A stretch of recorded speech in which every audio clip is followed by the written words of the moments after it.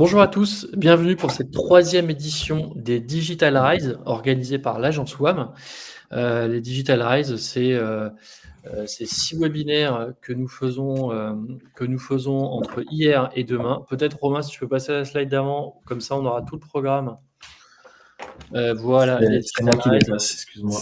Pardon Maxime, ça laissera le temps aux gens d'arriver et de se connecter. Bonjour Émilie. Donc les Digital Rise, je disais, c'est 6 sujets autour de vos sujets pour travailler vos stratégies digitales demain, travailler l'autorité digitale de votre marque. Hier, on a parlé server-side sur un sujet data, on a parlé stratégie éditoriale. Tout à l'heure, j'étais à 9h30, j'étais avec Anne-Sophie et Pauline pour parler stratégie paid. Demain, on parlera WordPress et on parlera aussi relations presse sur les LLM. Mais maintenant, c'est ce qui nous intéresse, c'est le sujet, c'est ce qui vous intéresse, c'est le sujet du Edge SEO avec toi, Romain, qui nous fait l'honneur d'avoir accepté notre invitation, parce que tu travailles chez Fasterlize, tu ne travailles pas chez WAM, donc je te laisse te présenter. Ouais, merci pour l'invitation, c'est très cool d'être ici avec vous aujourd'hui. Donc moi je m'appelle Romain et je suis Product Manager de la solution Edge SEO. Et Edge SEO, c'est un outil qu'on développe et qui permet aux consultants SEO de développer leurs recommandations, enfin de déployer leurs recommandations de manière autonome. Voilà, c'est ce dont on va parler aussi un peu dans le webinaire. Maxime, et toi, Oui. qui es-tu ? Je suis un WAMer depuis un peu plus de 10 ans maintenant et je suis actuellement directeur technique SEO, donc vraiment en accompagnement sur des très grands comptes et puis des problématiques techniques qui sont assez complexes et je pense que ça sera le sujet aujourd'hui. Donc, Tout voilà. à fait. Et moi, je suis Xavier Favarel, je m'occupe de la partie marketing et acquisition chez WAM. On va attendre un petit peu pour que tout le monde se connecte. N'hésitez pas à nous dire d'où vous venez. Nous, on est basé à Lyon. L'agence est à Lyon. L'agence est aussi à Mulhouse, en Alsace. Voilà, si vous êtes dans le coin, si vous êtes dans le coin en Alsace, il y a le festival Biz & Buzz dans lequel on prend la parole aussi ce matin sur un sujet IA. Voilà. Et avant de démarrer, laissez-nous votre avis quand vous partirez de ce webinaire ou un peu plus tard. Ça nous intéresse aussi de savoir votre ressenti. Comment ça a été ? Est-ce qu'on a été clair ?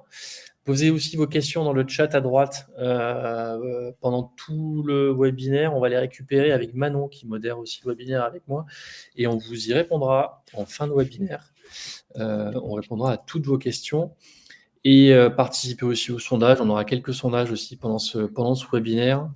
Et pour accéder au replay, vous l'aurez après un peu plus tard, si besoin, avec Webikio. Ils vous l'enverront, nous vous l'enverrons aussi. Voilà. Bonjour à tous. On a des personnes à Lyon, des personnes à Lille, en Belgique aussi. Voilà. Et écoutez, messieurs, si vous êtes prêts, je vous laisse la main. On approche la centaine de participants. Donc, très encourageant. Allez, à vous de jouer. C'est parti. Alors, on a une première question à vous poser, Romain et moi, puisque c'est vraiment le sujet aujourd'hui, il est assez technique. Et on parle de roadmap SEO. Qui parmi vous constate que faire avancer votre roadmap SEO est un défi ? Donc voilà, n'hésitez pas, comme l'a dit Xavier, à partager votre ressenti par rapport à la situation actuelle dans votre entreprise, que vous soyez en agence ou chez l'annonceur. En tout cas, nous, ça nous intéresse. Puisque on aborde des sujets en entreprise, quand on va parler de SEO, à des stratégies qui seront freinées par plusieurs facteurs. On aura à commencer par des équipes qui seront trop peu sensibilisées, puisque le SEO, c'est vrai que pendant plusieurs années, ça fait 15 ans maintenant que j'en fais. Alors ça s'améliore avec le temps, mais en tout cas, on a toujours ce défi de notre côté d'aller sensibiliser, d'aller partager nos bonnes pratiques, d'aller justement expliquer finalement en quoi consiste le SEO, puisque ça peut être un terme qui peut être assez barbare pour certains, mais de plus en plus, on le voit, et c'est encourageant, on le voit intégré aux stratégies globales, aux stratégies digitales. La condition, bien sûr, une fois que les personnes sont sensibilisées, c'est d'avoir un outil qui s'y prête, vraiment un site web, une plateforme. Et encore aujourd'hui, on a des freins qui sont liés justement au CMS, aux outils qui permettent de déployer les plateformes. À partir de là, on a des démarches test and learn qui seront dépriorisées, puisque finalement, n'a pas les moyens ni le support pour pouvoir tester, ajuster et performer. Et forcément, qui dit SEO dit update, donc non seulement sur les moteurs de recherche, mais on voit aussi, et on va le voir justement sur les LLM, donc les intelligences artificielles. Donc tout ce qui est update, forcément, on est difficilement agile. Je crois cette année, plus de 40 updates déjà de Google. Donc, oui, il me semble. Alors, c'est vrai que c'est vraiment intégré au corps, et c'est vrai qu'on n'est plus sur des logiques d'update manuel, mais c'est vraiment très dynamique aujourd'hui. Donc, on s'y prête. Et au quotidien, on regarde un petit peu quel impact ça peut avoir sur nos clients. Forcément, ça a des conséquences. Donc, si toutes ces conditions ne sont pas réunies, on a des équipes finalement qui sont pas que SEO, qui sont stratèges, qui sont marketing, qui sont des décideurs, vraiment de l'opérationnel aussi. Ça crée un désalignement entre les différents corps de métier. Donc, forcément, ce frein apporte des opportunités de visibilité qui sont freinées. Si on a des pertes de trafic soudaines liées à un bug qu'on peut rencontrer ou justement une non-optimisation, on va avoir des chutes de trafic. Donc, la réactivité ne sera pas au rendez-vous. Les concurrents partent devant. Et bien sûr, si on n'a pas de résultat, on ne peut pas valoriser en interne, etc. Contrario, finalement, si on arrive à sensibiliser et valoriser les leviers, on va pouvoir exploiter finalement tout le potentiel du SEO sur une solution technique qui sera flexible. On va pouvoir effectuer ce test and learn. Et on aura justement en deuxième partie de ce webinaire quelques exemples de test and learn. Forcément, les résultats seront au rendez-vous et ensuite on va pouvoir croiser ça avec les équipes en synergie. Aujourd'hui, il faut comprendre qu'on va travailler donc en 2025-2026, donc encore plus en 2026. On raisonne non seulement SEO, mais aussi GEO, donc Generative Experience Optimization, Engine Optimization. Et ici, vous voyez finalement le process que suivent les moteurs de recherche pour pouvoir vous faire performer, vous rendre visible sur les pages de résultats. Donc, à commencer par le crawl, finalement. Les moteurs de recherche vont envoyer leurs robots sur votre site. Si votre site est fluide et facile d'accès, donc s'il accède à toutes les pages que vous lui donnez, le moteur de recherche va pouvoir crawler, ensuite indexer ces contenus et ensuite les faire ranker, donc les positionner pour qu'ils puissent générer de l'audience. Quand on va parler GEO, on va parler non seulement des moteurs de recherche, mais en plus des moteurs IA, donc la GPT, Perplexity, Gemini, Mistral, Claude, je l'ai cité. Et on va raisonner beaucoup plus sur un système d'entraînement, de compréhension et de génération de réponses. Donc tous ces outils vont s'appuyer bien sûr sur des sources qu'ils vont avoir. Donc il peut y avoir des common crawls qui seront vraiment des bases de données qui seront privilégiées pour l'apprentissage, mais aussi les moteurs de recherche. On a bien vu il y a quelques mois, je ne sais pas si vous avez suivi l'actualité, mais que par exemple ChatGPT s'appuyait massivement sur Bing pour aller finalement faire son apprentissage, aller récolter des informations. Revirement de situation, il y a quelques semaines, c'est Google qui est privilégié par rapport à ça. Donc il faut comprendre ici qu'on est sur des moteurs de recherche qui sont plus ou moins matures, des moteurs de IA qui sont plus ou moins matures et qui vont aller changer leur méthode d'apprentissage, d'entraînement, et donc forcément, ça va avoir un impact sur la génération de la réponse. Et l'objectif, c'est de pouvoir s'adapter à tout ça. Donc, pensez SEO et GEO, pas seulement GEO, mais encore SEO, puisque ça reste vraiment un socle qui est très important. On va regarder aussi quelques chiffres. C'est des données qui sont assez fraîches, qui datent de septembre. Et on constate, donc selon ce que nous remontent aussi les grands pontes du SEO, du search international, on voit que Google reste le point de départ dominant pour la recherche. Donc, on est sur des comportements qui restent assez classiques par rapport à la recherche. Et on va avoir 95% des utilisateurs de ChatGPT qui visitent Google. Donc, Google reste dominant. Et à contrario, seulement 14% des utilisateurs Google vont aller sur ChatGPT. Ce qu'il faut comprendre ici, c'est que finalement, il y a quand même un gap par rapport au tout début. Donc, on voit bien une belle évolution des IA. en termes de recherche. Et finalement, alors, à ce jour, l'IA conversationnelle ne va pas remplacer le search, mais elle va le compléter et élargir les usages. Ça veut dire que les ChatGPT, Perplexity et consorts vont trouver finalement leur audience sur des besoins qui sont spécifiques et qui vont permettre d'aller beaucoup plus loin dans la recherche, dans la réflexion et donc le conversationnel. Donc, ce sont des chiffres qui sont pas figés, finalement, qui vont encore évoluer. Et il faut qu'on s'attende à ce qu'en 2026, ces données puissent évoluer. Et voilà, on va pas plancher encore sur un équilibre à 50-50, mais en tout cas, ça va évoluer.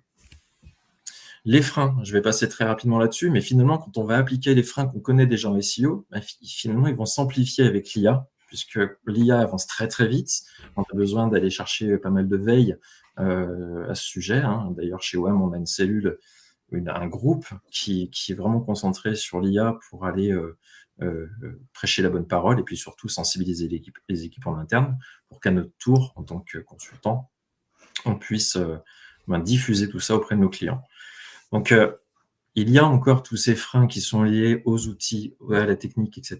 Mais ensuite, tout ce qui est outils de tracking, outils de suivi de visibilité, finalement, ce sont des outils qui doivent s'adapter aussi. Donc, forcément, si on est consulté pour savoir finalement sur quel outil on doit s'appuyer pour mesurer notre visibilité, même si c'est pas le sujet aujourd'hui, on va parler vraiment technique, on nous demande de benchmarker ces outils et on se rend compte, arrête-moi Romain si je me trompe, mais on a l'impression que ces outils vont proposer leurs propres fonctionnalités. C'est vraiment la course aux parts de marché. L'idée, c'est je suis un outil, un SEMrush, un Href, etc. Aujourd'hui, je ne peux pas me passer finalement d'une fonctionnalité IA, sinon je perds de la vitesse par rapport à mon marché, sur mon secteur d'activité. C'est sûr, aujourd'hui, l'IA est partout et c'est aussi un facteur marketing. Voilà, c'est vraiment un facteur marketing. C'est vraiment le bon terme. Donc voilà, ça s'amplifie avec l'IA. La clé, aujourd'hui, si on veut vraiment percer puis aller chercher des billes, justement, pour pouvoir progresser sur les terrains de jeu SEO et GEO, finalement, c'est de procéder à test and learn et l'exploitation d'une solution flexible technique flexible, c'est la clé, c'est comment est-ce que finalement, quand je suis SEO, je vais pouvoir avancer finalement sans dépendre de trains qui peuvent être plus ou moins longs dans des process internes. Comment est-ce que je vais pouvoir en surface, même par-dessus finalement, comment est-ce que je vais pouvoir aller chercher des billes et surtout valoriser ça, faire des retours d'expérience et dire ok, ça vaut peut-être le coup d'aller investiguer sur ce point technique pour qu'ensuite on puisse continuer cette sensibilisation. Et donc, je passe la parole à Romain, puisqu'il a la solution. En vrai, j'ai une vraie question à vous poser, c'est est-ce que vous connaissez, vous, le concept de Edge SEO? Est-ce que c'est quelque chose que vous avez déjà utilisé, que vous avez entendu parler à travers une conf, un webinar, des articles? Voilà, donc n'hésitez pas à répondre dans le sondage. Il y a un petit sondage avec l'onglet sondage, il faut cliquer pour qu'il apparaisse. Voilà, ça nous permettra de savoir un petit peu dans l'audience quel est votre niveau de maturité par rapport à ce sujet. Puisque c'est vraiment le sujet aujourd'hui. Ok, alors là, on en est à non, je découvre le sujet à 74-76%. D'accord, écoutez, c'est cool, vous êtes au bon endroit. on va vous expliquer tout ça. Allez. Alors, du coup, un rapide historique sur ce que c'est que le Edge SEO et quand ça a été apparu. En gros, c'est un SEO UK qui a commencé à populariser le terme. Il s'appelle Dan Taylor et ça a été popularisé donc en 2018 dans une conférence qui fait un peu référence. C'est le Tech SEO Boost et s'appuie sur deux technologies. La première, c'est le CDN. Content Delivery Network, que probablement vous connaissez parce qu'on en voit un peu partout maintenant sur les infras. Donc, c'est Cloudflare, c'est Akamai, etc., etc. Et surtout, sur ce CDN, c'est les workers. Donc ça, les workers, probablement, c'est un petit peu moins populaire. C'est une fenêtre de code qui vous permet de modifier vos pages sur la couche CDN pour déployer vos recommandations et faire plein d'autres choses d'ailleurs. Mais en l'occurrence, Dan Taylor, il a utilisé pour ça, pour déployer ses recommandations SEO. Donc, pour vous, les SEO, en gros, le concept de Edge SEO, c'est une opportunité unique de pouvoir modifier votre code source HTML à the edge, côté serveur, hein, et c'est très important, et j'y reviendrai juste après, pour déployer vos recommandations. Pourquoi c'est important? Parce que c'est une solution WebPerf friendly. En SEO, vous le savez, la WebPerf, c'est un sujet, les Core Vitals, c'est un sujet, c'est important. Et le fait que ces modifications soient faites côté serveur et pas en JavaScript, côté client, voilà, qui vont modifier le contenu des pages, un peu comme les solutions d'A/B testing, hein, finalement, et qui après détruisent vos WebPerf. Le Edge SEO, lui, travaille bien côté serveur. Et nous, on pense chez Fastorize que c'est un concept qui va changer l'approche du métier de SEO pour une raison simple, c'est qu'il va vous redonner de l'autonomie. Cette autonomie, elle va vous redonner de la vélocité pour déployer en continu. Et comme le disait Maxime au début, cette vélocité, vous allez pouvoir la mettre au service du test and learn. Le test and learn, moi, ce que j'aime bien dire, c'est que c'est votre laboratoire de recherche. C'est qui vous fait toujours garder une longueur d'avance sur vos concurrents. Et c'est ce qui fait aussi le sel du métier de SEO, hein, tester et craquer Google. Craquer Google, c'est ça. Alors concrètement, comment ça marche? Imaginez, on est sur le site de WAM, sur le site sur son navigateur. Edge SEO, il vient se positionner entre le navigateur du client et le serveur d'origine. Donc quand vous allez taper wam.fr, on va aller capter la requête et on va aller interroger sur le serveur d'origine pour récupérer le code HTML du site. Et ensuite, on va aller appliquer les recettes, les configurations SEO que vous avez configurées sur Edge SEO et les redonner au navigateur du client et au bot, évidemment, de Google et tout aussi ce qui est bot AI. Exactement. Et donc, pour continuer un peu la réflexion sur ce test and learn, c'est Dan Taylor, encore lui, et donc, non, ce n'est pas Romain, parce qu'on a fait la blague. Dan Taylor, justement, apporte des informations qui sont, enfin, une réflexion qui est aussi très fraîche. Il donne plutôt une consigne qui est de se dire, n'essayez pas de vous dire, nous poser la question si le SEO est mort, mais plutôt comment est-ce qu'on doit s'adapter justement sur ce contexte de l'IA qui finalement est un avenir qui reste incertain, c'est très mouvant. Et en fait, on va avoir des assistants qui vont devoir être considérés un par un puisqu'ils vont pas avoir la même méthode. Il va y avoir aussi une approche qui sera beaucoup plus multimodale puisqu'on va parler de concepts, on va parler d'environnement et d'intentions de recherche qui vont être beaucoup plus appuyées. Et surtout, les utilisateurs vont avoir des comportements qui vont évoluer. Donc, ils seront beaucoup plus fragmentés. Le test and learn, finalement, c'est comment est-ce que je vais appliquer un type pour pouvoir vérifier que ça fonctionne ou j'ai quelque chose dans ma roadmap ou sur mes tickets qui ne veut pas avancer puisque les process sont trop longs. Moi, j'ai une quick win, je l'ai identifié, je l'applique, c'est ça. Derrière, on va avoir aussi cette notion de customer journey qui sera aussi très fragmentée. Et pour un utilisateur X, est-ce que je vais pouvoir appliquer dans ma roadmap quelque chose qui sera très adapté, voire même granulaire par rapport à ça. Donc, on segmente, on fragmente et on est plutôt en phase d'un point de vue technique et d'un point de vue strat dans le roadmap. Pour pouvoir mettre à bien tout ça, il y a des conditions. C'est que bien sûr, on va se baser sur un schéma qui sera on pose des fondations, on apporte du contenu, on diffuse donc avec du linking, avec des RP, avec les réseaux sociaux, etc. Et ensuite, on mesure pour pouvoir savoir finalement si nos actions ont un impact. Nous, on va vraiment parler des fondations et du contenu, les fondations techniques, j'entends. Donc, la visibilité et l'LM passe toujours et passera toujours par ça. Donc, on reste vraiment sur un schéma qui reste assez classique par rapport au SEO. Donc, sur le GEO, on restera... on va pas bouger les choses, mais on va les faire évoluer finalement. Et pour tous les sujets contenus sur l'LLM, on a fait un webinaire hier, Maxime, et demain on parle des RP aussi qui vous aident aussi à accéder et à apparaître aussi sur l'LLM, pour la parenthèse. Exactement. Donc ces deux webinaires viendront appuyer et iront beaucoup plus dans le détail par rapport à ça. Donc on va se concentrer sur ce qui nous concerne aujourd'hui, qui est la technique. Voilà, de manière globale, l'idée c'est de pouvoir penser, voire repenser les actifs digitaux à l'ère du search. Donc, quand on va parler d'actifs, on va parler du socle technique, on va parler aussi de la manière dont vous diffusez vos contenus, mais aussi on va parler de vos personas, par exemple. Finalement, les audiences, les intentions de recherche, est-ce qu'elles viennent matcher par rapport à ce qu'on met en place?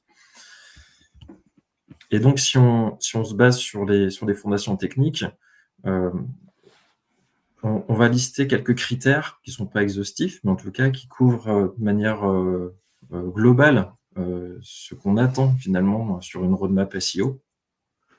On va parler rendering, ça c'est la base finalement. Vous savez que le rendering aujourd'hui, c'est un critère qui est assez décisif, même si Google par exemple est plus aguerri par rapport au rendering. Ça veut dire, je prends un exemple, vous avez un site qui est full JavaScript, vous avez prévu de le diffuser sur les moteurs de recherche, sachez que Google aujourd'hui peine énormément à digérer cette information. En tout cas, le process est beaucoup plus long, car est donc plus coûteux, et Google va moins s'attarder sur votre site s'il est moins digeste. Donc la technologie, enfin le langage JavaScript est difficilement acceptable pour les moteurs de recherche. C'est pour ça qu'on met en place justement des solutions de pré-rendering, du SSR, etc. Donc server-side rendering, pour pouvoir avoir un rendu HTML. Ensuite, on va avoir bien sûr des critères qui seront autour des accès par les bots. Donc on va gérer avec le robot TXT pour tout ce qui est restriction, et ensuite le sitemap XML et les métadonnées pour ensuite stimuler finalement l'indexation et le crawl de la part de ces robots-là. La structure, c'est du on-page. On est bien sûr sur des structures en cascade de titres de balises HN avec un maillage, donc un parcours qui sera cohérent et une arborescence. Les données structurées qui viendront apporter une surcouche pour apporter du sens à la page sur laquelle l'utilisateur se trouve. Et les données structurées sont encore plus valorisées aujourd'hui avec les notions d'entité. On va y revenir. Et comme le disait Romain, les web perfs, on parle d'expérience utilisateur, on parle de perception d'une page. Donc à partir du moment où ils sont respectés, une page charge vite, tout est OK. Là, ce sont les prérequis SEO. Vous allez voir que finalement, sur les prérequis IA, on reste sur ces mêmes fondamentaux. Le pré-rendering, finalement, va être encore plus problématique, puisqu'aujourd'hui, une IA ne va pas savoir la digérer. Ça va être très compliqué. Donc, c'est vraiment la condition sine qua non. Si votre site est full JS, tout de suite, mettez-le sur la pile, sur votre roadmap technique, et faites en sorte que vos sites soient bien rendus. On reviendra là-dessus sur le premier use case. Au niveau des bots, on a des bots qui sont liés à la recherche, qui sont liés à l'IA, qui sont liés aux outils, qui sont liés à, par exemple, des récupérations d'infos pour pouvoir restituer ça sur des bases de données, etc. Les bots aujourd'hui sont devenus un chantier qui est tentaculaire. Et l'objectif, c'est de savoir si les IA viennent sur votre site dans une logique d'apprentissage, dans une logique de collecte de la donnée afin de la restituer. Il y a énormément de bots. La liste est très, très, très longue. Donc, c'est devenu un sujet qui est devenu beaucoup plus prioritaire qu'aujourd'hui. Et on y reviendra aussi. Au niveau de la structure, les IA sont des algorithmes qui sont encore assez immatures. J'ai tendance à dire que c'est presque du SEO 2015 en termes de maturité d'algo. Donc, pour l'heure, une structure claire, fiable, assez simple, convient très très bien au LLM. Pareil, use case tout à l'heure. Et au niveau des données structurées et des web perfs, on reste à peu près sur les mêmes tendances que le SEO, donc rien à bouger. Il faut rester très vigilant par rapport à ça. J'avais dit à Xavier aussi qu'on n'irait pas trop sur le terrain du content, mais en tout cas, je pense que c'est quand même important de le dire sur ce webinaire-là, puisque le Edge SEO est concerné aussi par tous ces critères content, donc les contenus, l'intention, l'autorité, l'actualisation, le style et le ton sont des critères SEO content qui vont être à traiter. Et quand on parle de prérequis sur les agents IA, on va aller au-delà, on va parler de multimodal, on va parler de conversationnel, Les signaux de crédibilité, bien sûr, ça provoque la mention, ça provoque le lien, donc le détail finalement sur l'IA, et puis tout ce qui est fraîcheur et la manière de s'exprimer va être amplifié avec l'IA. Et donc, pour lever tous ces freins, que ce soit technique ou content, le Edge SEO est la solution. Et pour ça, avec Romain, on a identifié quelques use cases qui peuvent être assez importants. Donc, je vais commencer par le JavaScript, et je le martèle encore une bonne fois pour toutes, c'est qu'aujourd'hui, le JavaScript n'est pas du tout digeste pour les LLM. Et le premier use case, c'est du vécu, en fait. Nous avons recherché, par exemple, un t-shirt homme bleu à manches courtes sur ChatGPT. ChatGPT m'a donné, donc j'ai abrégé finalement sur le screenshot, mais on a pu avoir une grille de produits ou un panel, un carrousel qui listait certains produits. On s'attendait à voir par exemple notre client qui est déjà deuxième sur Google et sur Bing. C'est bizarre, je me vois pas sur les LLM, mais je me vois sur les moteurs de recherche. Qu'est-ce qui se passe? Est-ce qu'on a un problème technique? Et effectivement, l'IA réponse à tout. C'est parce que finalement, elle n'a pas su identifier le contenu qui se trouvait sur cette page. Donc on voit bien que finalement, les LLM s'appuient vraiment sur les moteurs de recherche et sur le positionnement des pages pour pouvoir donner du crédit, afficher et restituer la bonne information ou pas. Donc voilà, je pense que le message est très clair. Pensez HTMLisation au maximum sur le JavaScript. Enfin, le JavaScript, justement, est l'ennemi des LLM aujourd'hui. Et ça, juste pour faire une toute petite aparté, quand par exemple vous avez des widgets de type avis client que vous déployez sur vos sites en JavaScript, Google les lit très mal, comme disait tout à l'heure Maxime. Avec Edge SEO, vous avez la possibilité justement de transformer ce type de widget qui vont intégrer vos avis clients et vos notes sur les pages produits directement dans le code source de la page pour permettre de bien digérer ces infos. Et ces infos-là, aujourd'hui, pour des critères de trust, de AAT, c'est très important de les avoir sur vos pages produits et du coup de les avoir vraiment bien dans le code source, quoi. Et donc, des technos comme la nôtre, et on vous montrera tout à l'heure, Edge SEO, ça vous permet de faire ce genre de use case, voilà, très simplement, sans passer un ticket à attendre 3 mois ou 6 mois ou 1 an que l'équipe tech puisse le faire. Là, en une journée maxi, c'est en prod, quoi. Il n'y a pas de problème, quoi. C'est magique. On passe au deuxième use case. La question, c'est vraiment celle des log serveurs.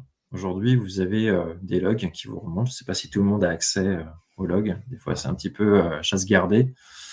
Mais en tout cas, ça devient une source de vérité. Pourquoi? Parce que tout à l'heure, je vous parlais des bots et on s'est rendu compte chez certains de nos clients que certaines pages tombaient puisque finalement, il y avait une fréquentation des bots et non pas des utilisateurs, mais vraiment des bots qui viennent hiter en masse vos pages. On sent ici qu'en fait les bots sont encore dans cette phase d'apprentissage et venir récolter finalement, aspirer tous vos contenus pour pouvoir conforter et puis surtout continuer à faire travailler leurs algorithmes pour pouvoir restituer des réponses claires. On s'est rendu compte que certaines pages tombaient et forcément des pages clés. Donc, on allait voir dans les logs et on a vu qu'il y avait, par exemple, Meta qui était très, très présent. Meta, son rôle, c'est d'aller récolter cette information dans l'optique d'aller alimenter sa régie pub, par exemple, pour faire du targeting, etc., etc. Donc, la question qu'on s'est posée, c'est est-ce qu'on bloque ou pas? C'est une très bonne question et qui est pas facile à répondre puisque on va avoir peut-être besoin de Meta pour pouvoir mettre à bien nos campagnes, mener nos campagnes correctement. Donc, l'idée, c'est plutôt de se dire, plutôt que d'avoir une liste de bots à bloquer, parce que c'est aussi du vécu, on nous a fourni une liste. Alors, voici 200 bots différents, qui sont différentes typologies. Dites-nous ce que vous voulez bloquer. Alors, aujourd'hui, on a on a une connaissance de certains bots, il y en a d'autres qui nous arrivent, on ne les connaît pas du tout, certains sont dépendants d'autres bots, etc. La consigne, c'est plutôt plutôt que de se dire voici la liste de ce qu'on veut bloquer, parce que le risque aussi, c'est si on bloque, ben, on risque de passer à côté d'une audience, on risque de passer à côté de certaines restitutions, par exemple, sur les outils. Par exemple, SEMrush utilise un SEMrush bot pour pouvoir faire remonter la data dans les outils.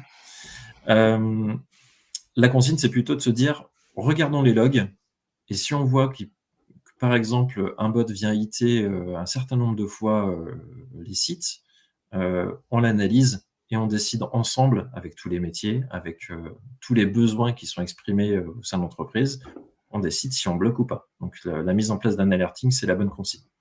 Et donc, pour le Edge SEO, Romain, si tu veux compléter ce qui est possible de faire, par exemple.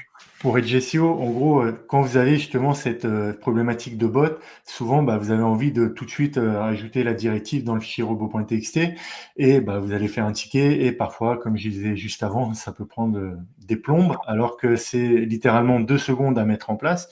Pareil, je vous montrerai juste après quand je récupérerai le partage d'écran. Avec robot.txt, on a une application sur Edge SEO qui vous permet en 1 minute d'ajouter vos directives de manière autonome. Si tu veux prendre la main. Non, je le ferai après parce que ça on revient juste après. Trop couper. Ouais. D'accord. Donc, on repassera là-dessus d'un coup. Donc voilà, observez vos log serveurs, scrutez finalement les hits des non-utilisateurs. Et à partir de là, vous allez pouvoir canaliser et surtout faire des économies en termes de charge serveur. On a un troisième use case sur finalement l'accès aux infos clés de la part des LLM. Parce qu'aujourd'hui, vous le savez, comme je l'ai dit, les LLM ont besoin de simplicité et d'avoir vraiment un accès direct à une information qui sera fluide à comprendre, etc. Les LLM vont voir des milliards de pages, mais finalement, elles ont besoin d'avoir un cadre et d'entrer dans un moule finalement pour comprendre l'information. Et donc, si on a une page qui est très très riche, les pages sont très très riches parce qu'elles sont très dynamiques, etc. Le risque c'est que elles aient du mal justement à interpréter les informations, voire même les ignorer. Et ça, pour le coup, ça peut avoir un impact sur votre visibilité sur les LLM. Donc, on a une recommandation avec Romain qui est plutôt... alors, aujourd'hui, c'est du test, vraiment, test and learn. On parle beaucoup du fichier TXT LLMS, donc, qui est un fichier qui est là pour indiquer au LLM les informations clés qu'on doit trouver sur le site. Et tout ça, ça passe par aussi des fichiers qui sont Markdown. Fichier Markdown, c'est un document qui est simplifié, qui vient apporter une info claire, une information très basique finalement dans la nomenclature. Si tu veux compléter, Romain. Comme le disait Maxime, vraiment le fichier llms.txt, c'est pas standardisé encore. C'est quelque chose qui a été lancé maintenant il y a quelques mois. Mais par contre, on voit quand même quelques gros acteurs commencer à l'adopter. Cloudflare, même Google, sur Material UI, a généré un fichier llmx.txt. Encore une fois, l'idée ici, c'est de tester, de le mettre en place. Et quand justement, sur des solutions, vous avez la possibilité de le déployer très facilement, faut pas hésiter. Et comme disait Maxime tout à l'heure, regardez vos logs et vous voyez s'il y a des hits ou pas dessus. L'idée, c'est vraiment toujours de se mettre dans une démarche de tester par vous-même parce que ce qui est valable pour un site ne sera peut-être pas valable pour un autre en fonction des verticales. Surtout que aujourd'hui, on parle beaucoup de moteurs génératifs, AI, etc. Mais l'étape d'après, ça va être surtout le web agentique où il y a des agents qui vont se parler entre eux.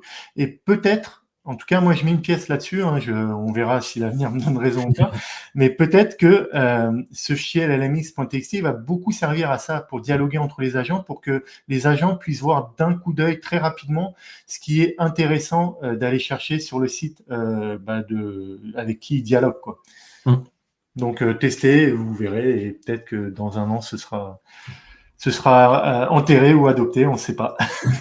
C'est ça. En fait, la problématique, c'est que les LLM viennent pomper votre contenu, viennent chercher tout ce qu'ils peuvent. Et le risque, c'est qu'ils restituent une information qui sera à peu près, on va dire. Donc, si vous mettez en place ce fichier LLMx, lms.txt, sur votre site, effectivement, vous pouvez très bien le faire de manière indépendante via le Edge SEO, donc sans avoir besoin de dev. Finalement, ça peut paraître un peu chinois pour d'autres métiers au sein de votre structure.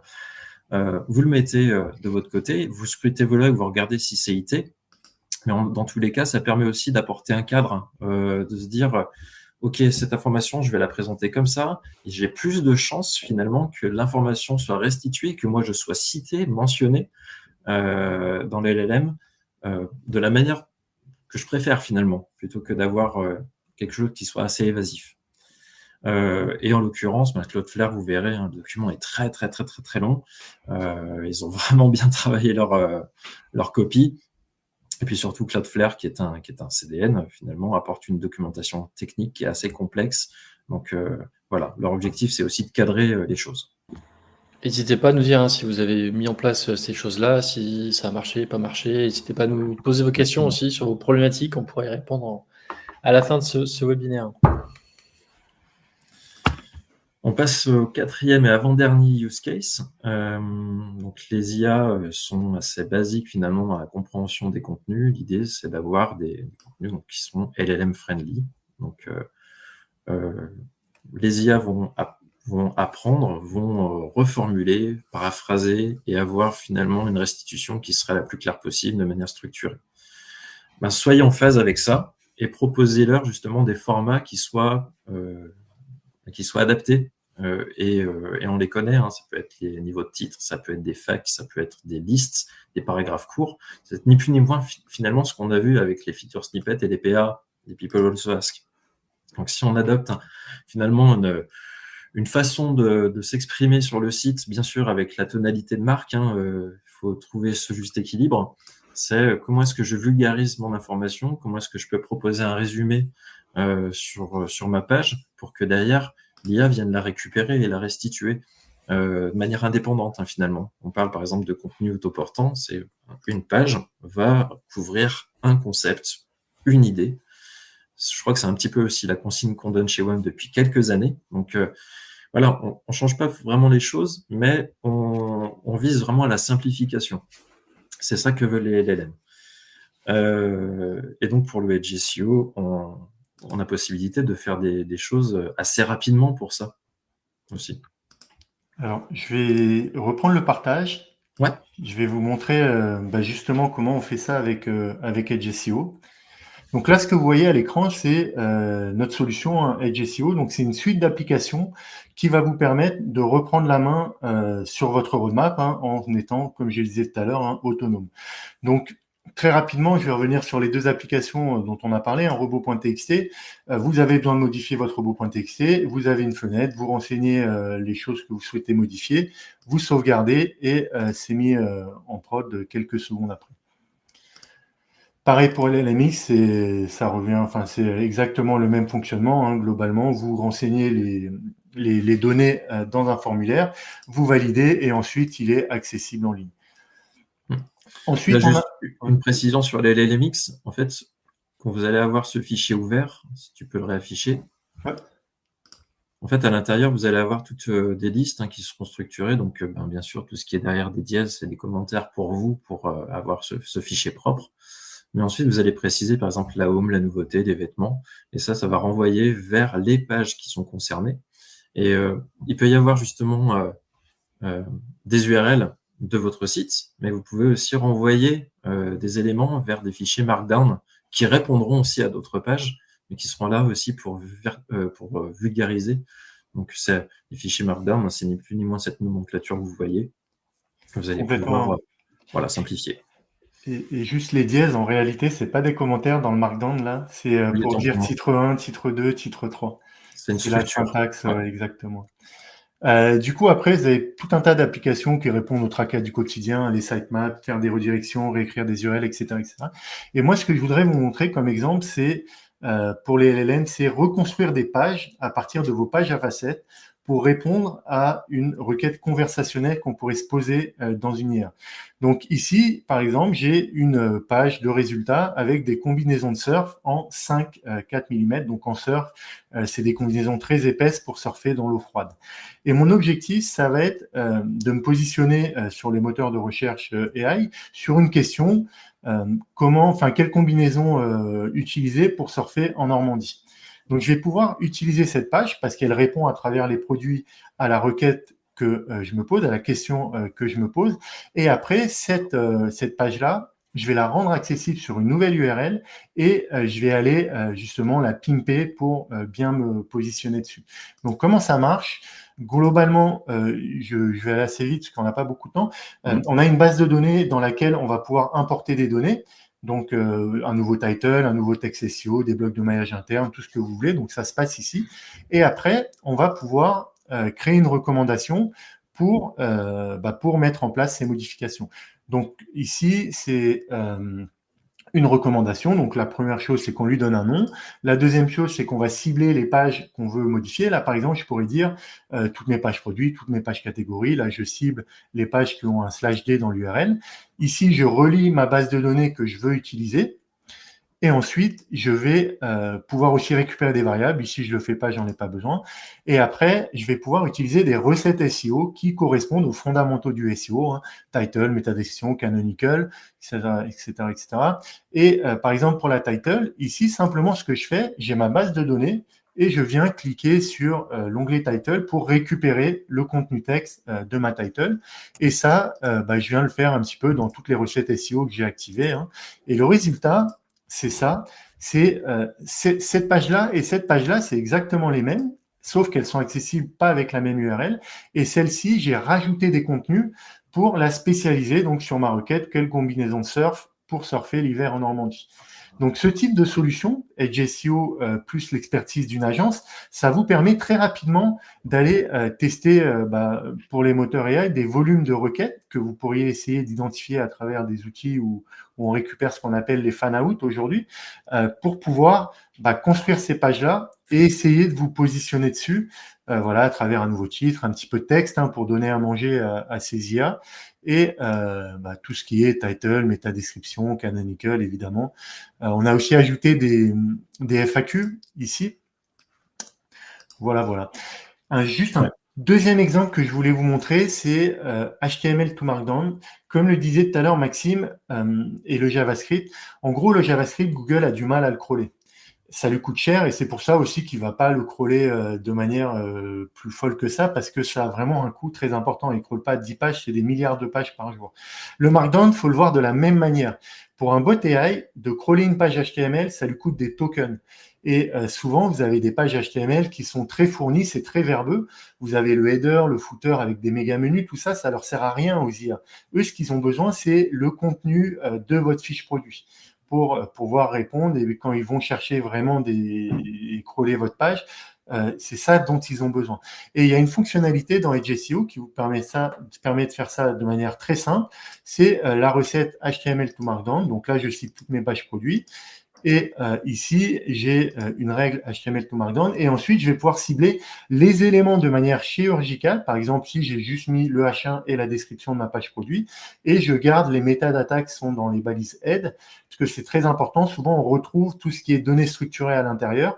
Donc, ça aussi, c'est des formats qui sont très populaires pour les bots, que ce soit AI ou traditionnel, parce que ça leur permet de comprendre la page plus rapidement. Et le résultat, c'est par exemple cette page-là, on est en un user normal là aujourd'hui, donc on la voit normalement. Et je vais me mettre comme si j'étais OAI Searchbot, donc c'est le user agent de OpenAI. Et là, vous voyez, donc la page est transformée au format Markdown. Vous avez toute la partie head qui est au début, et après juste le titre avec le dièse pour remettre le H1 et une petite description qui était dans la page. Pour pouvoir donner uniquement le contenu utile aux IA.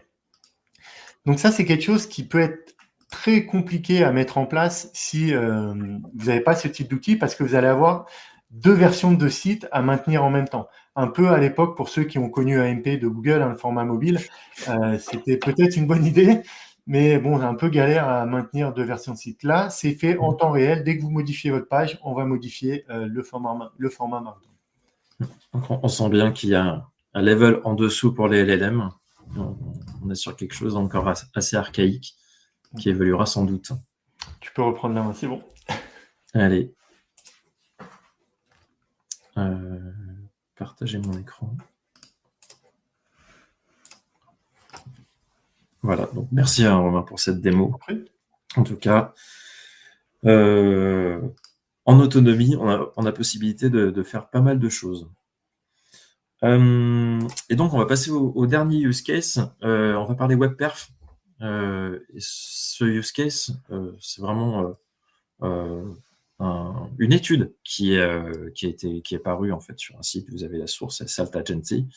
L'étude a été faite sur 2138 sites web en septembre. Et il se trouve que les WebPerf ont un réel impact sur la visibilité LLM. Et on voit bien, les chiffres parlent d'eux-mêmes. Le time to first byte, donc c'est vraiment le temps de réponse du serveur. S'il est inférieur à 200 millisecondes, il y a une possibilité d'être à plus 22% de chance d'être cité dans les extraits IA. Le CLS, on parle de stabilité visuelle. Donc, vous avez une page qui s'affiche et plus rien ne bouge. Donc, si pour le coup, on est en dessous de 0,1, c'est sur une échelle de 0 à 1, finalement, une page stable va enregistrer beaucoup plus d'inclusion dans les réponses génératives. Le Largest Contentful Paint, LCP, c'est vraiment le temps de chargement global, comment la page va charger au-dessus de la ligne de flottaison et avoir proposé une expérience à l'utilisateur qui sera favorable. Finalement, ces pages rapides vont avoir plus de chances d'être reprises dans les IA aussi. Et puis, bien sûr, une page légère va aussi primer, puisque toutes les pages qui vont peser plus d'1 mégaoctet, c'est 18% des crawls qui sont abandonnés dans l'étude. Donc, par exemple, le poids des pages, c'est regarder d'abord, par exemple, vos images, etc. On a toute une salve de critères qui sont à vérifier dans les Core Vitals. J'ai souvent tendance à dire que les WebPerf sont un chantier dans le chantier SEO. Et ça, pour le coup, EdgeSpeed permet d'y répondre, en tout cas. Complètement. Nous, on a une solution avec GSEO, ça fait 3 ans qu'on l'édite, mais historiquement, nous, notre métier, c'est la WebPerf. Et on a une solution qui s'appelle EdgeSpeed qui permet d'automatiser justement toutes les bonnes pratiques en matière de WebPerf pour pouvoir les corriger instantanément en temps réel et vous libérer du poids de ce chantier qui est très compliqué souvent à mettre en place et surtout à maintenir dans le temps. Souvent, en fait, on traite la WebPerf en mode commando, mais 1 semaine, 2 semaines, 3 semaines, 4 semaines, 1 mois après, en fait, ça revient parce que des images lourdes sont importées, parce qu'un nouveau script d'un widget est déployé sur le site, etc., etc. Donc, les LLM vont vraiment s'appuyer sur la perception d'une page. Ils vont afficher la page comme une image et voir ce qu'il y a là-dedans. Lire ensuite ce qu'il y a en termes de contenu, même le multimodal. Donc, ça a son impact. Donc, les WebPerf, ne les perdez pas de vue. Et si ça a été dépriorisé, ne perdez pas de temps pour les remettre sur la pile également. Et pour finir... on a un petit simulateur WebPerf sur lequel vous pouvez faire un diagnostic. Donc, vous scannez le QR code, vous allez renseigner l'URL de votre site et nous, on va vous proposer un diagnostic sur les 6 derniers mois avec des conseils d'un expert chez nous, Nicolas, Audin, qui va vous donner quelques conseils. Et surtout, ce qui est assez drôle, c'est que vous allez pouvoir vous comparer avec des concurrents. Et ça, on aime bien. C'est vrai, dans la WebPerf, c'est vraiment le petit truc sympa. C'est on regarde, on est positionné premier, deuxième, troisième en fonction de ses concurrents. Donc, n'hésitez pas à le tester. Voilà, c'est sympa. C'est sympa. Merci pour le partage. Parce que tout le monde a scanné. Sinon, on retrouvera ça sur le replay. On a mis le lien aussi en commentaire. Donc ça marche. Ok, merci. On a un peu dépassé, messieurs, donc il va falloir... Même si les gens sont encore là. Pour terminer, on va résumer vraiment tout ce qu'on s'est dit ici. C'est que quand vous allez penser SEO, vous allez penser GEO aussi en 2026, si ce n'est pas déjà le cas. En tout cas, nous, chez WAM, on travaille la Digital Brand Authority et ça passe par justement une fragmentation de toutes vos audiences. Donc, comment est-ce que vous allez adresser le bon contenu sur la bonne plateforme, sur le bon canal, aux bonnes personnes. Donc, ne perdez pas de temps aussi pour ressortir, dépoussiérer vos personas et les remettre à jour. En tout cas, c'est quelque chose qui est très important à l'ère du conversationnel et de l'ultra personnalisé, on va dire. Pour se poser la question de est-ce que le SEO est encore mort, la réponse, elle était toute écrite. C'est que non, aujourd'hui, les LLM vont s'appuyer encore massivement sur les moteurs de recherche classiques. Et surtout, c'est l'occasion de revoir un petit peu les méthodes et de s'adapter à tout ça, de se dire finalement, quand je vais penser à une structure de page, comment est-ce que je vais entrer aussi dans le moule de l'IA pour pouvoir multiplier mes points d'accroche en termes d'audience. La technique, j'arrête pas de dire que elle se renforce finalement. Donc bien sûr le JS, les webperf, etc. Je n'irai pas plus dans le détail. Et puis bien sûr passer à l'action. Donc le Edge SEO permet aussi d'avoir cette fameuse autonomie pour pouvoir suivre le rythme effréné justement que nous imposent les moteurs et les LLM. Aujourd'hui, on a une solution qui nous permettrait d'aller beaucoup plus loin et puis d'être beaucoup plus réactif et surtout finalement tirer son épingle du jeu sur votre secteur. Merci, et voilà. Messieurs. On va passer aux questions-réponses. Le temps que vous posiez vos questions, si vous en avez, quelques mots sur l'agence SWAM. Nous sommes une agence de marketing digital. On travaille l'autorité digitale de votre marque. Comment on fait ça? En synergie avec tous les métiers qui peuvent être intéressants pour travailler vos stratégies. Si on peut passer la slide suivante, Maxime, sur la partie SEO, sur la partie création de site, on a un sujet demain sur la partie contenu, sur la partie relations presse, paid, on en parlait ce matin lors des Digital Rise. Tout ça pour vous faire un accompagnement sur mesure et travailler votre Digital Brand Authority. On est basé à Lyon, à Mulhouse. On a plus de 250 clients actifs. On est là depuis 17 ans. Et là, vous avez un exemple de client pour lequel on travaille. Et un chiffre que j'aime bien, c'est les 7 ans d'âge moyen de nos clients. La relation qu'on arrive à créer avec eux, en moyenne, c'est important. Ça crée une confiance. Et ça dans un accompagnement, c'est primordial. Voilà, je crois que tu veux aussi, Romain, parler de Fasterize en quelques mots. Très rapidement, Fasterize, on édite 2 solutions. HPeed, donc pour accélérer la vitesse de chargement avec 2 objectifs majeurs, l'expérience utilisateur pour vos clients et augmenter le taux de transformation de vos paniers moyens. Et ça, c'est le fameux chiffre, 100 millisecondes, 1 milliard chez Amazon. Et Edge SEO, depuis 3 ans, maintenant, la solution pour déployer vos recommandations de manière autonome. Nous, on est éditeur de solutions SaaS depuis 2011. Notre fondateur, c'est Stéphane Rios. On est leader européen de la webperf. On est 30 personnes, plus de 750 clients sur notre plateforme. Ça correspond à plus de 2 milliards de pages traitées par mois qui passent par notre moteur. Et puis voilà, c'est bon. Merci. Et j'ajoute que Romain est très actif aussi sur LinkedIn. Donc suivez-le parce qu'il apporte pas mal de veille sur le SEO, sur des réflexions qui sont très, très d'actualité. En tout cas, exactement. Incontournable. On a une question de Estelle. Alors bien sûr, contactez-nous si vous avez des besoins sur les sujets SEO et Edge SEO. N'hésitez pas à soit passer par l'agence web, soit passer par Fasterize, peu importe. On pourra vous répondre dans tous les cas. Une question d'Estelle. Est-ce que l'outil Edge SEO s'installe sur les CMS, WordPress, PrestaShop par exemple, ou est-ce un outil à part? Je décèle bien la question derrière la question. Alors oui, on travaille avec, on est agnostique en fait au CMS, mais par contre, c'est pas un plugin que vous allez utiliser depuis le store WordPress ou PrestaShop. C'est une solution que vous allez devoir installer. En gros, c'est une redirection DNS qu'on fait vers le domaine que vous souhaitez brancher à Edge SEO, et ensuite vous pouvez l'utiliser avec l'heure d'après, quoi. C'est très rapide à brancher. Donc compatible avec tous les CMS, même les CMS, tous les CMS, même les CMS maison, ça passe. Exactement. Il n'y a pas de, on travaille avec des Salesforce, avec des Shopify bientôt, avec du Magento, avec du PrestaShop, WordPress. Vraiment, il y a beaucoup de CMS maison aussi. Très bien. Et alors ça, c'est moi la question qui va la poser. C'est combien de temps pour le déployer en fait? Si demain on te contacte, Romain, combien de temps ça se déploie? Alors, Edge SEO, c'est très rapide. C'est juste une redirection DNS à faire et déployer des certificats. Donc, en une journée, ça peut être, enfin, même peut-être à partir du moment où vous avez la main pour faire cette redirection, en quelques minutes, hein, Et après, il y a une configuration à faire, j'imagine, même pas. Après, pour Edge SEO, vous pouvez utiliser la solution et commencer à déployer vos premières recommandations juste après, quoi. Il n'y a pas de configuration. Par contre, pour la partie EdgeSpeed, là, c'est l'automatisation de la WebPerf. Là, il y a un setup d'un expert WebPerf chez nous qui va analyser et auditer votre site pour customiser la solution vraiment pour améliorer les perfs de votre site. Donc là, c'est un délai entre 3 semaines et 6 semaines en fonction de la réactivité des équipes en face, quoi. Mais... Ok. Très bien. Eh ben, écoutez, merci. On n'a pas plus de questions. On se retrouve demain pour... Tu veux dire quelque chose, Maxime? Non, tant Ok, pour moi. pardon.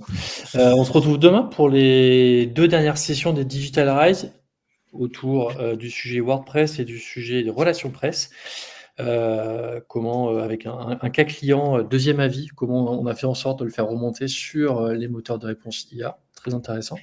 Et n'hésitez pas à nous laisser des avis, c'est important. Ah, Estelle, pardon, est-ce qu'il y a une solution multisite si on a plusieurs clients? Nous demande Estelle, toujours. Alors, y a-t-il une solution multisite si on a plusieurs clients? En gros, c'est chaque site a un branchement indépendant, on marche par domaine. Après, en fonction du volume du trafic, que font vos sites, faut vous nous contacter et on verra comment on s'adapte. Très bien. Merci Maxime, merci Romain. Merci à vous. l'invitation, Romain, c'était très bien, très intéressant. Et puis bonne journée, merci. Et puis à demain pour les Digital Rise. Au revoir. Merci beaucoup. Merci à tous. Au revoir.